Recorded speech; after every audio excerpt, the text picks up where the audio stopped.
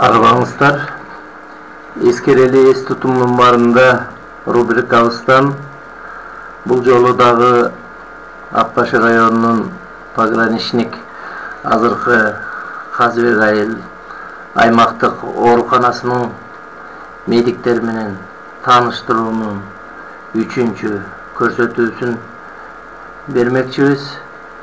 Тааныштырып аткан мен Нарынбек Өзканалиев. Мына бул жерде үстүңкү катарда оңдон солду көздөй Зайнап Орокбаева, Кармышак Дыйканалиев, Бурул Сарбагышева, Хашикен Жусупова, Асан Бейшеналиев, Гүлбара Өмүралиева, Бүкөнмамбет Мусаева. Алдыңкы катарда оңдон солду көздөй Сейиткасы Ырчиев, Гүланда Абылова, Эркеган Турсунова, Эралы Оморов, Толгонай Абдыкеримова. Бул жерде Кармышак Дыйканалиев менен Эралы Оморовдун өтүп кеткендиги жөнүндө мурда эскертип айттык элек.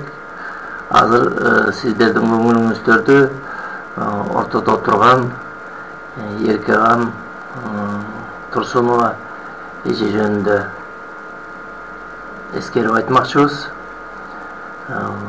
Бул киши жолдошу Эшендалиев менен бирдикте 60-жылдардын аягында ушул биздин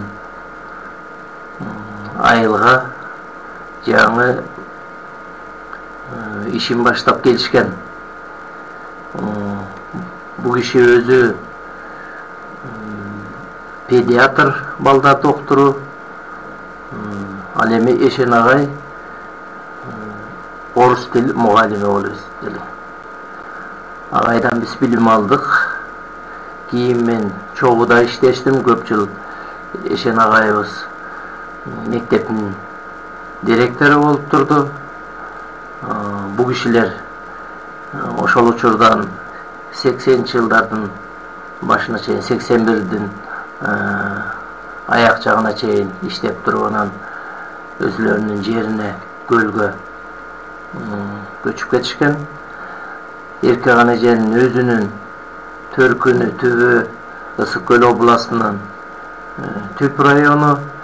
Ал эми Эшен агай Жети Өгүз районунун Жети Өгүз айылы, Үлгү айылында.